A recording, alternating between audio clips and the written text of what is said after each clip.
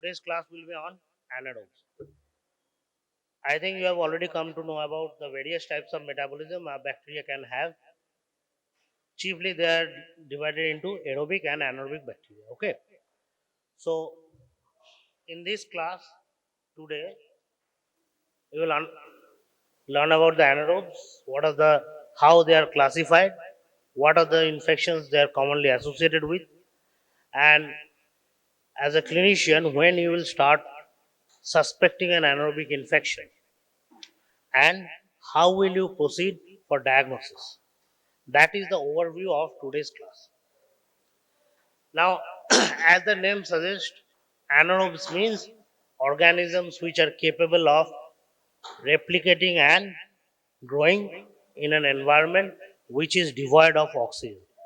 Okay, but the thing is, not all organisms are strictly anaerobes. So, let us delve further into it.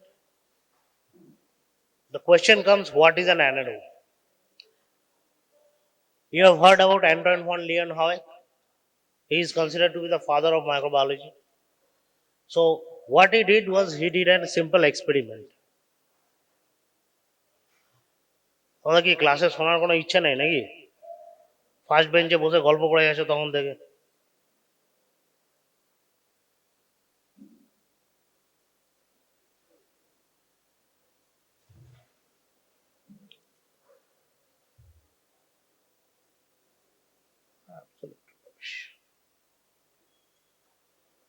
So, coming to the experiment, what he did was he took two glass test tubes, and in one of the test tube he sealed them and the other one he kept it open.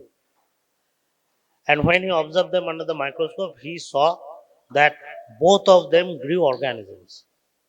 That was slightly different because previously he had thought that if the tube had been sealed, no organisms would have been grown. And hence he called them as anaerobes. Furthermore, as you can see, Louis Pasteur, he delved further into anaerobes and he isolated an organism which was initially called as septic vibrio. Later on, it was classified as Clostridium septicum. I'll come to it later. So, what is an anaerobe? Anaerobe is a microorganism that could grow without oxygen. Now, based on that, as you have already known, they can be classified into two spectrum. One is the aerobic, that is the obligate aerobe. Another will be the obligate anaerobe. And all rest come in between. What are the all rest? They could be facultative anaerobes. They could be microaerophiles. They could be aerotolerant, and they could be capnophilic.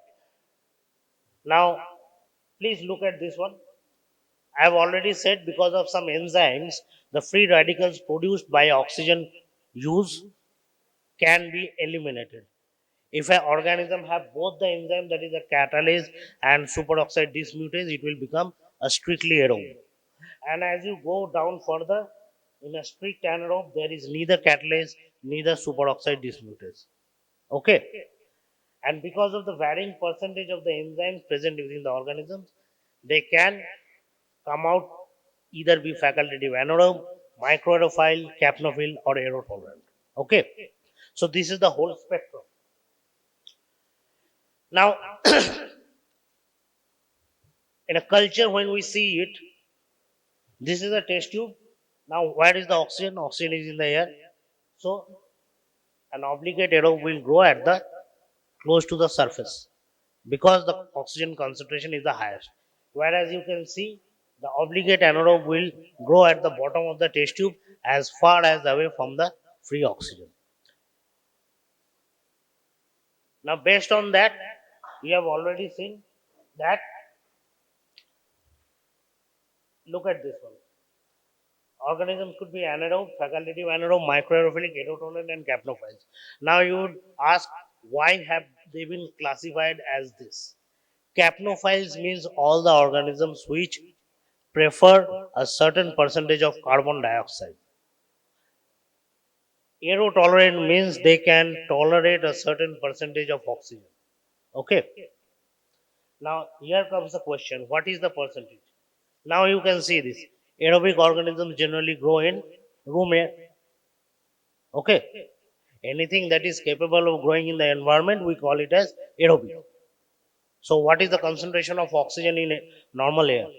Around about 20 to 21%. So in room air, whatever the organism that grows, we call them as aerobe. Now, in a carbon dioxide incubator, you can see the percentage is 15% of oxygen and 5 to 10% carbon dioxide. This is the environment that is favored by capnophilic organism. Capno means carbon dioxide. Philic means something that loves. Okay. So capnophilic organisms will grow at a concentration of 15% oxygen, 5 to 10% carbon dioxide. Coming to microaerophilic. Micro means very small percentage. So this organism tolerates very small percentage of oxygen, only 2 to 5%. Okay. Finally comes the anaerobic. Now anaerobic obligate anaerobes cannot tolerate even single molecule of oxygen. So to grow them you need an environment. What is normally done is normal air is 90, 70 to 80% is nitrogen. So the oxygen is replaced by other air, say hydrogen or helium. So that is what is known as anaerobic system. Okay. Why I am stating all these things? Because when you are suspecting clinically all the clinical samples that has to be taken and to be tested, you must be aware of what kind of organism it is, what kind of organism it could come out to be. If it is an obligate anaerobe, you cannot do sampling like other methods. I'll come to that later. Now, this is a composite table which shows the various classes of anaerobes with the various growing conditions, with the oxygen concentration that is required, and some of the examples. Okay. Now, as you can see, a capnophile requires 15% oxygen, 5 to 10% carbon dioxide, whereas an obligate anaerobe may not require a carbon dioxide incubator, but it doesn't require an oxygen. Okay. Now, as with all medically important bacteria, anaerobes are also classified, broadly speaking, based on the morphology and staining characteristics, like all other. So, what will be the classification? There will be gram positive, gram negative, and cocci and bacilli. Okay. So, if we look at the classification, we can see in anaerobic bacteria we have gram positive, cocci, and bacilli, and in gram negative, cocci and bacilli. An important part is among the gram positive bacilli, it is further classified into sporing and non-sporing. All right. Why this is important? Because some specific organism cause devastating disease. They are all spore bearing. Just remember this, there is a gram positive cocci and bacilli, gram negative cocci and bacilli. Among the gram positive bacilli, there are two parts, are the sporing and the non-sporing. Now let us look at the organisms. First is the gram positive spore forming rods. Among them we have, just look at the genus. This is known as the Clostridium. The important disease causing organisms are perfringens, tetani, botulinum, and difficile. Currently, Clostridium difficile has been reclassified as Clostridioides. Okay, genus is different, but it is also an anaerobic organism. Now, what does perfringens causes? Perfringens generally is associated with gas gangrene. Clostridium tetani is associated with tetanus, and Clostridium botulinum is associated what is known as botulinism. These are the most important diseases of spore forming gram positive anaerobes. Among the non spore forming, the important organisms will be actinomycetes, Bifidobacterium, mobilincus, they form the branching. Actinomycetes are associated with what is known as mycetoma. Among the non-branching, we have apotropium, propionibacterium acne, and propionibacterium. Now, coming to gram-positive cocci, we have anaerococcus, phainogoldia, and peptostreptococcus anaerobius. I'm just stating those names. I'll come to the most important diseases later. Okay. When you start reading about the disease, you will be more easily associated with the organ. Among the gram-negative rods, important are Bacteroides group. Gram-negative cocci is Vionella, and gram-negative rods include Fusobacterium, Porphyromonas, Leptotrichia. Now, coming to the most important part, you will be taught about Clostridium and specific disease in separate classes. I am just giving an overview of all the anaerobic infections. Okay. First comes the Clostridium. What is Clostridia? It is a, I have already told you, it's a gram-positive anaerobe and spore forming. Now, why I call it spore forming? Because if you can see this diagram, within the bacilli there is a huge bulging. This bulging is known as spore. They are strict anaerobes, catalyze negative, and important part is Clostridium species are found within the environment. Okay, what are the environment?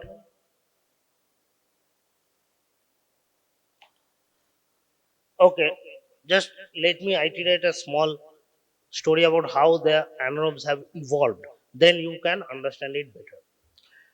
I think you possibly know that during the evolution of life, the initial part there was no oxygen in the environment of the earth.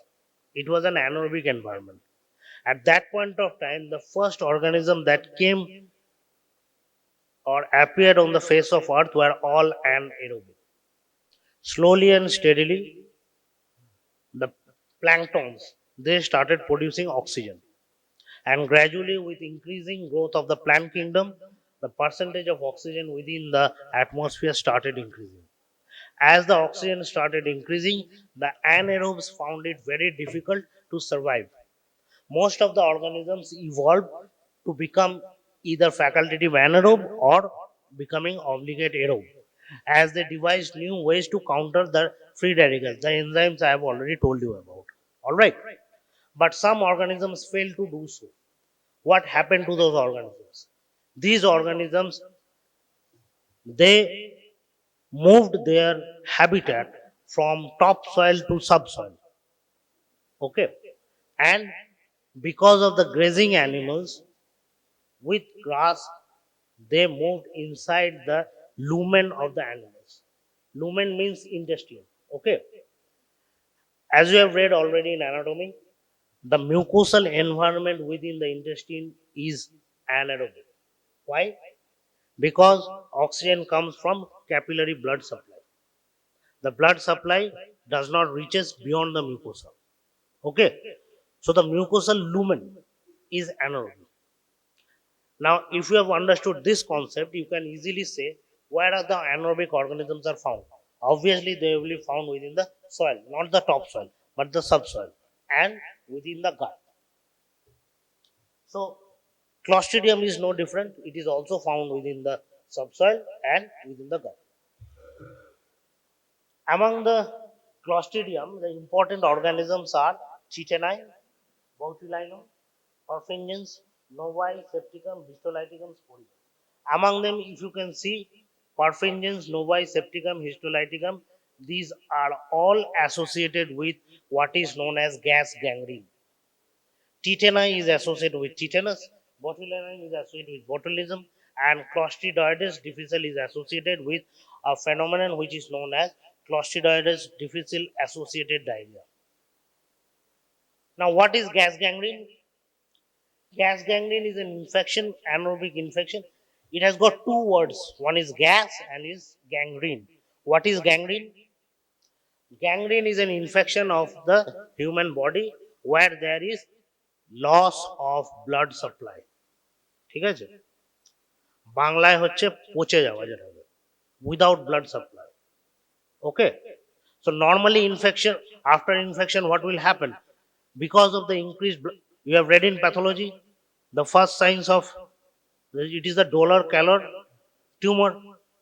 Why does it happen? Because of the increased blood flow. But in this sort of infection, the first criteria is there is lack of blood supply. And because of the lack of blood supply, whatever happens within that wound is totally anaerobic. And anaerobic digestion leads to formation of gases. And this gas can be appreciated on physical examination of the wound. If you palpate the wound, you will find crepitus. Crepitus means, what is crepitus?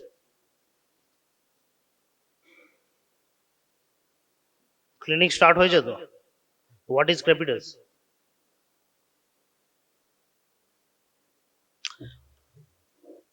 So a wound which is gangrenous and has crepitus is known as gas gangrene. Now, what happens is there is massive tissue necrosis and a phenomenon known as myonecrosis. Myo means muscles and necrosis means death. So there will be gross death of the muscular structure. Remember, please, this is a medical emergency. Why? What is medical emergency? What is surgical emergency? Because there is no blood supply. It doesn't matter whatever antibiotic you give, it is not going to reach the wound. And until and unless vascularization is restored, the wound cannot be treated. So, rule number one of treating gas gangrene is you have to open the wound, debride the wound. Okay. Now, what happens is that because it's an anaerobic organism, the spores are present in the environment. Generally, gas gangrene is seen after road traffic accident. Okay. So there is an open wound which is contaminated with soil. Spores are present in the soil. These spores will germinate and there will be proliferation of the Clostridium, either perfringens or septicum or histolyticum, and it will start the anaerobic metabolism. And because of the anaerobic metabolism, it will also liberate various enzymes. These enzymes will digest or cause necrosis of the tissues.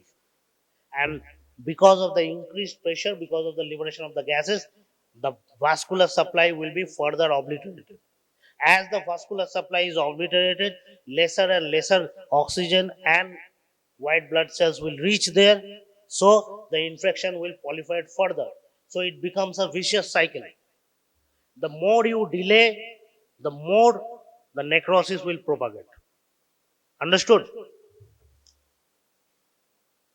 Now, it's a common concept that gas gangrene is caused by Clostridium. No doubt, it is correct. But also remember, because of the anaerobic environment, few organisms which can also survive in anaerobic conditions also proliferate. As you can see, some of the aerobic gram-negative organisms like E. coli, Proteus, Klebsiella, they can also be associated. Okay. Just keep in mind, gas gangrene is predominantly caused by Clostridial species, but a clinical wound might also be associated with other organisms. Now, what will be the predisposing factors? First is contaminated hands of the healthcare workers. It could be a dead necrotic wound, commonly associated with road traffic injury or penetrating injury. And foreign bodies might be present. Say a stone chip might get penetrated into the limb. What happens is there is marked edema, fermentation of glucose, which leads to gas production. Now, the gas within an enclosed space, when palpated, will give you will feel that the gas is moving. That is known as crepitus. Other gases like hydrogen sulfide and carbon dioxide will also be seen. Local effect, you will see rapidly spreading wound, and because of the enzymes produced by the Clostridium, systemic signs will also be there. Now, gas gangrene can be classified into either post-traumatic, post-operative, or spontaneous. Post-traumatic, you can obviously understand. It is very easy to understand. Crush injuries, compound fractures, gunshot wound, electrical, thermal, or even burn injury. Post-operative. Now, I have already told anaerobic organisms are associated with the intestine. So, any surgery in which there is opening of the intestine and spillage will lead to liberation of these organisms within us, say the peritoneal space, where it is not expected to be there. So this is known as post-operative. Another important feature of post-operative gangrene is this septic abortions. Further on, as we'll learn more and more, you will understand that abortion or medical termination of pregnancy are two different things. Okay. If a pregnancy is terminated under the medical guidance, it is called as medical termination of pregnancy. But in India, you will come to know that at many places illegal abortion is done by quacks and other people, and this involves insertion of from wooden sticks to mixture of spices, anything into the uterine cavity. These practices might lead to gangrene within the uterus. Okay, always keep in mind this factor. Illegal abortion might lead to gas gangrene. Finally, spontaneous gas gangrene can be seen in certain scenario, like in patients with malignancies, in newborn babies. Why?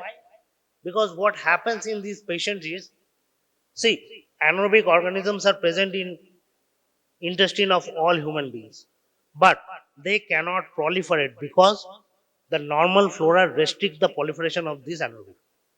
But in some patients, like malignancies who are undergoing chemotherapy, premature newborn baby, in this scenario, the abdomen or the mucosal lumen is devoid of the normal flora.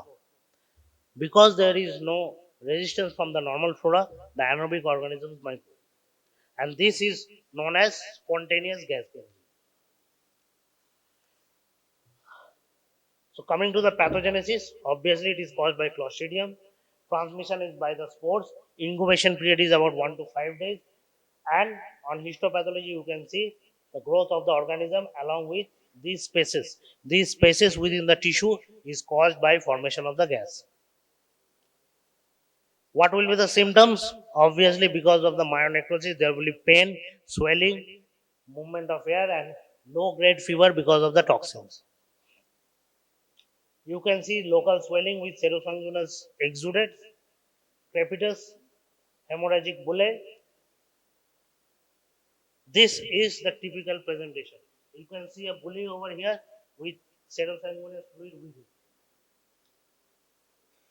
Now, there are many enzymes produced by Clostridium, and I'm not going to go into deep because you will have separate classes on Clostridium. Just keep in mind, it's not just a proliferation of the organism, but also production of these enzymes which causes necrosis. Now, what will be the investigation? Suppose this kind of case comes to you. You have to diagnose and then treat. So, what will be the investigations? What are the findings you can find? The first step would be these various parameters in the blood, increase in WBC count, all these things can be found. But important part is gram stain of the exudate or the infected tissue. Okay. So whenever this case comes, it is very important to do a microscopic examination. Now, what are we looking for it? What are we looking for? We are looking for gram positive bacteria or bacilli with spores. This would be the gram stain. Okay. So please remember, if this kind of case comes and on microscopy, this is a medical emergency, so it has to be dealt immediately. On gram stain, if we find gram positive bacilli with or without spore, that means it indicates towards clostridial infection. Imaging studies can be done. Why? Because with imaging, be it a USG or a CT scan or an MRI, we can delineate the exact outreach of the lesion. Sometimes superficial lesion may be small, but it may delve very deep into the muscular tissue. So, what would be the treatment? Obviously, you have to incise the wound. Okay. You have to break the anaerobic environment. How to do it? First important part is fasciotomy. You have read about various fascias in the limb. So the first step is to open the fascia. When you open the fascia, the positive pressure that is building on gives away. So vascularity can be improved. And debridement should be done to the extent of amputation of the limb. Right now, you might feel that amputation of limb is slightly severe, but it is done to save the patient. If not done, the toxins produced will get into the systemic circulation and the patient will die out of sepsis. Coming to antibiotic therapy, please remember two important part of antibiotic therapy. First is because it's a gram-positive bacilli, so you have to give cell wall acting antibiotics and you have to give the protein synthesis inhibitors. Why? Because all the enzymes are protein, so protein synthesis inhibitor has to be given to stop production of the enzymes and toxins. Commonly, clindamycin is given. Another concept of therapy is known as hyperbaric oxygen therapy. Because it's an anaerobic organism, so exposure to oxygen is supposed to be helpful in the treatment. There are various studies, just keep this in mind. It may not be a recommended method, but this is an alternative. Now, finally, just remember if you don't handle this case with an urgent basis, I have already said absorption of the toxins might lead to massive hemolysis. It can lead to DIC. What is DIC? What is DIC?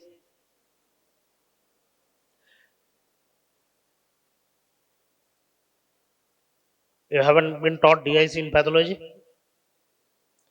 DIC is disseminated intravascular coagulation that leads to bleeding manifestation, shock, renal failure, and respiratory failure. Another important part is botulinum. Now you have heard about Botox injections. Various actresses and people in theatrics they use Botox injection to look young. So botulinum toxin is perhaps one of the most toxic substances known to man on earth. It is produced by Clostridium botulinum. Similar to perfringens, it is also a spore forming gram positive rod.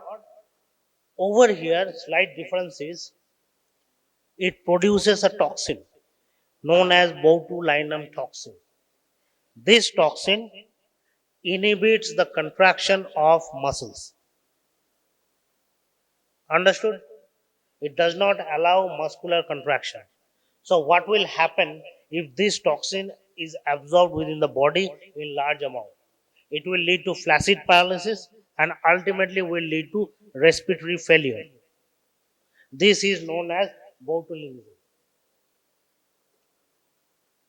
So, the toxin enters the bloodstream to the mucosal surface of the wound, then it binds with the cholinergic nerve endings, inhibits the release of acetylcholine, preventing muscle contraction.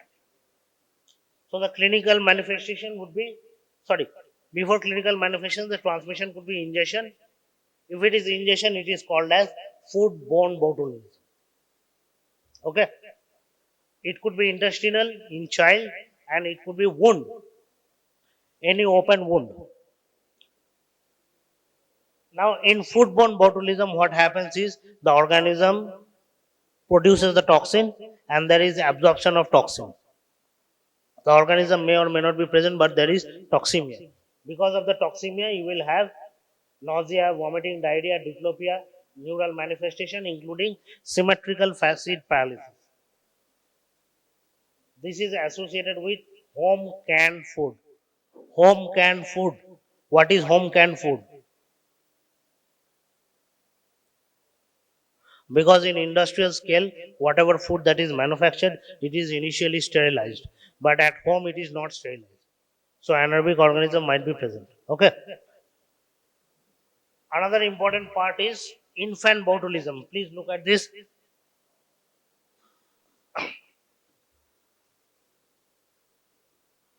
I think you would be you have heard about somewhere that In newborn babies, there is a particular culture in India to feed newborn babies honey. You have heard about it? শুনেছ ছোটবেলা বাচ্চার মুখে মধু দেয়? It's a dangerous practice. Why? Because a newborn baby has got no normal flora within the gut. It will take some time for the normal flora to grow within the gut of the newborn baby. Now, honey is not purified. It is deemed to be without organisms. That is fine. But it can have spores. Not viable organisms, but spores. What happens is this spore enters within the gut of the newborn, proliferates there, and if it is Clostridium botulinum, it causes botulism within the newborn. This is called as infant botulism. What will be the manifestation? The child will complain of constipation, lethargy, poor feeding, weak cry. Afterwards, there will be neural manifestation and it can also lead to respiratory arrest. Finally, wound-borne botulism is like that of gas gangrene. In the wound, the organism proliferates and the toxin is absorbed. Diagnosis is, you can see this picture. There is drooping of eyelids. This is known as ptosis. This is because of paralysis. Okay. It's a symmetrical paralysis. If it involves the respiratory muscles, what will happen? There will be respiratory failure.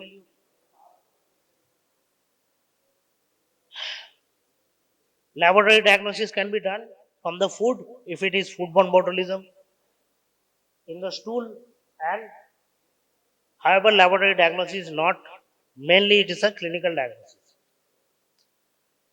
So, what will be the treatment? The treatment is antitoxin. Remember, botulinism is a toxemia. Antibiotics may or may be given depending on the type of the botulism. For example, in case of foodborne botulism, there is no role of antibiotics, whereas in wound botulism, there is role of antibiotics. But the mainstay of treatment is, if toxin enters the body, you have to give antitoxin. Okay. There are various laboratory methods like animal testing, but now it is not generally done. Coming to tetanus, another Clostridium infection which is causes tetanus. What is tetanus? Tetanus or tetani. Tetanus or tetani is a, you see this picture. What is it? What is this called?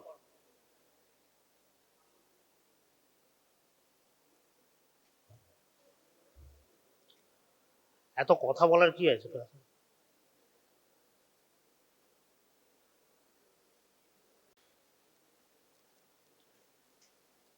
Okay, concentrate. So tetanus. This disease have been associated with the human being for a long time. Okay. The classical presentation of tetanus is this posturing of the human body. This is known as opisthotonus. Sudden, severe contraction of the extensor muscles lead to this position. In Bengali, this is known as Dhanushtanka. Along with there will be spasm of the facial muscles. Now, what is the cause? The cause is Clostridium tetani. Like perfringens, it is also a gram-positive spore-forming bacilli. It is present in soil, in the environment, also within the human gut.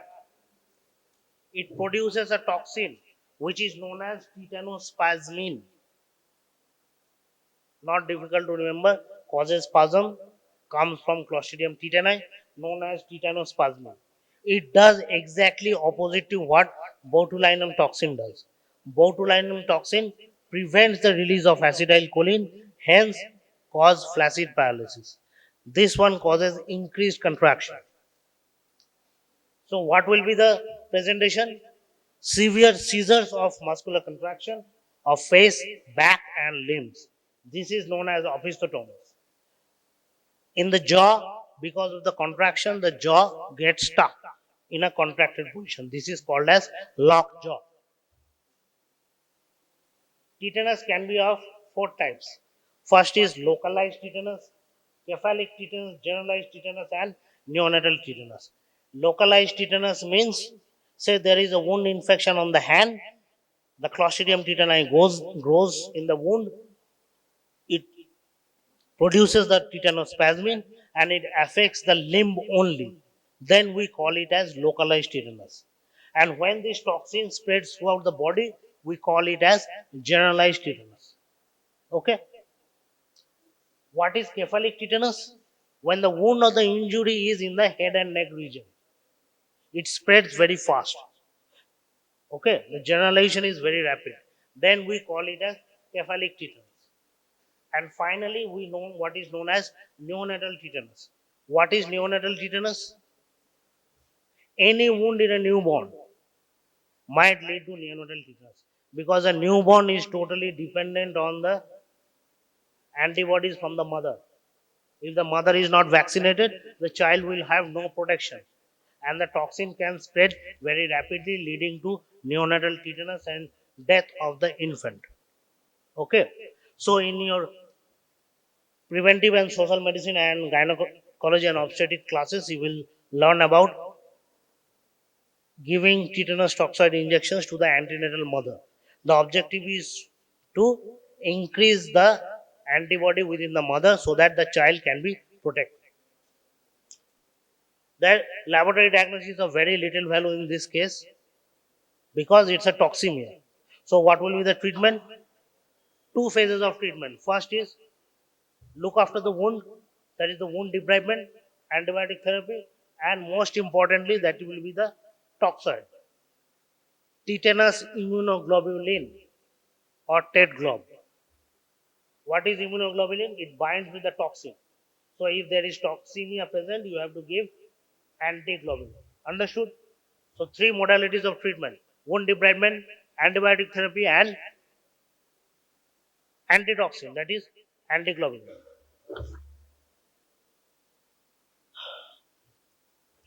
Please remember this slide. Tetanus, it is the only vaccine preventable disease. The disease is infectious, but it is not contagious. Why infectious? Because it is caused by an infective organism.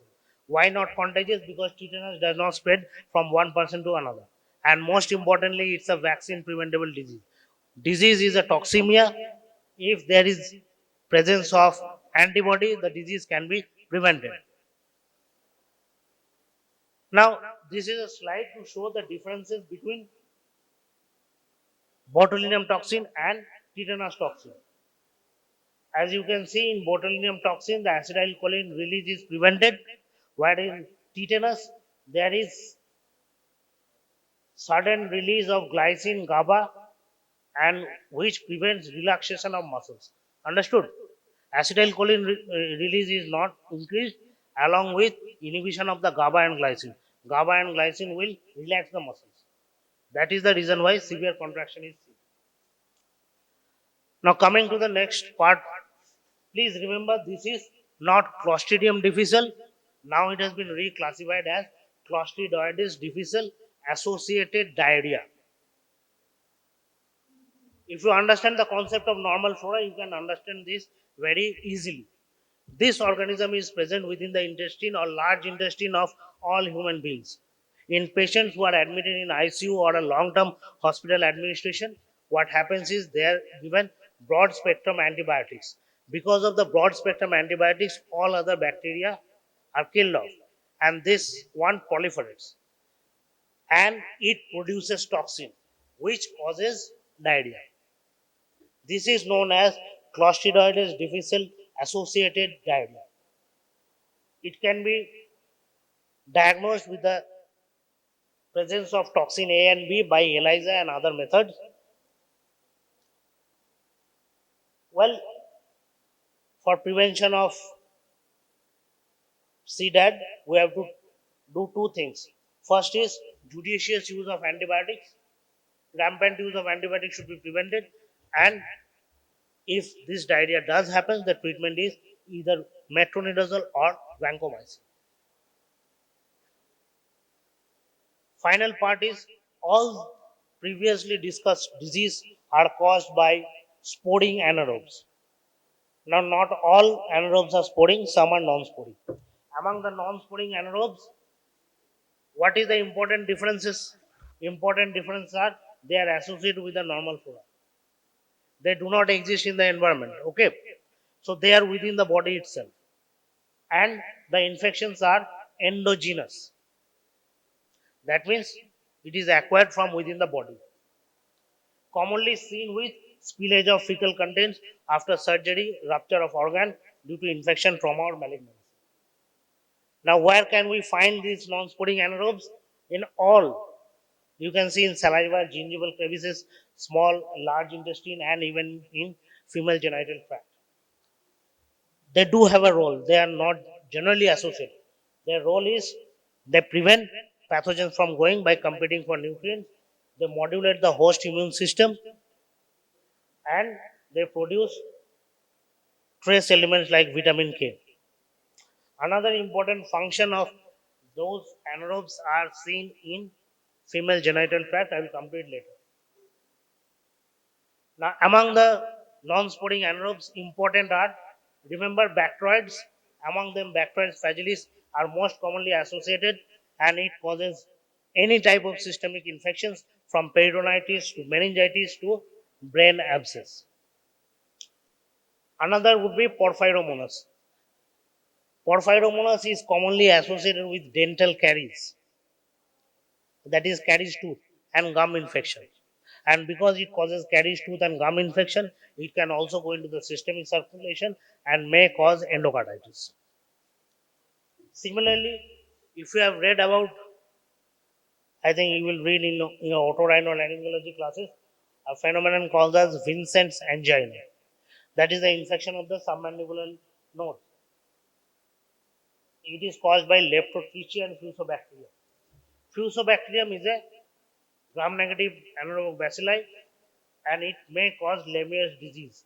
That is infection of the lateral pharyngeal wall, mediastinal infection.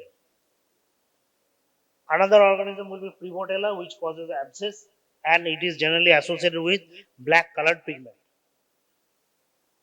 Propionibacterium is associated with acne, pimples. Other will be Lactobacillus mobilincus and Eubacterium. Among the cocci, the Peptostreptococci generally causes infections like puerperial sepsis and abscesses. Okay, these are the spectrum of anaerobic infections. Now, what will be the major clues when you suspect? First would be a putrid and foul smelling exudate. Because anaerobic environment, there will be liberation of H2S and other gases. They have a very strong pungent odor. Then there will be necrotic tissue because of necrosis, gas and black color discoloration. Okay.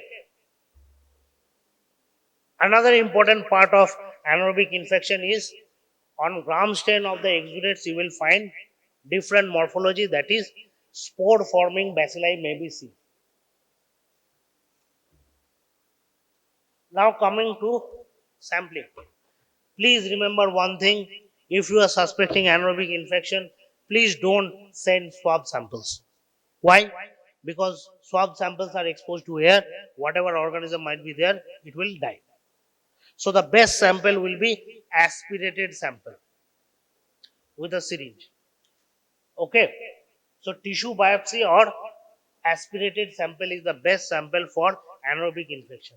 Please remember this sentence throughout your life. Whenever you are suspecting anaerobic infection, go for an aspirated or an excised tissue sample.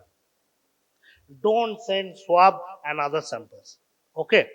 And as you have already seen, all the systemic infections like Clostridia, there is very little to diagnose. Most of them are clinical diagnosis. But in case of wound, you have to send aspirated or excised tissue sample. So, just an example of what are the suitable samples. For example, a decubitus ulcer. What is a decubitus ulcer? It's a bed sore. So for bed sore, it might be infected anaerobically. You have to take the tissue from the base of the ulcer, not from the surface. Okay. So you have to clean the surface, remove the top layer, and get to the base and send the excised tissue from the base of the ulcer for diagnosis. Tissue and fluid, whatever the fluid, has to be aspirated. Other sample would be blood, bone marrow, CSF. Now, urine sample, can it be sent for anaerobic infection? Urine sample,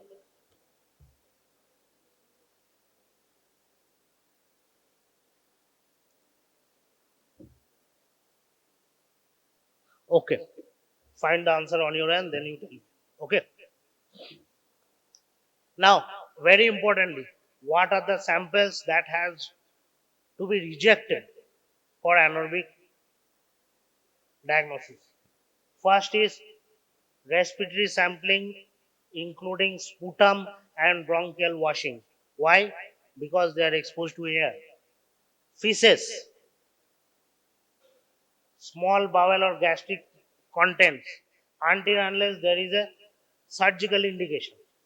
I am not delving into these things. These are surgical conditions. You will understand when you read all these things in surgery.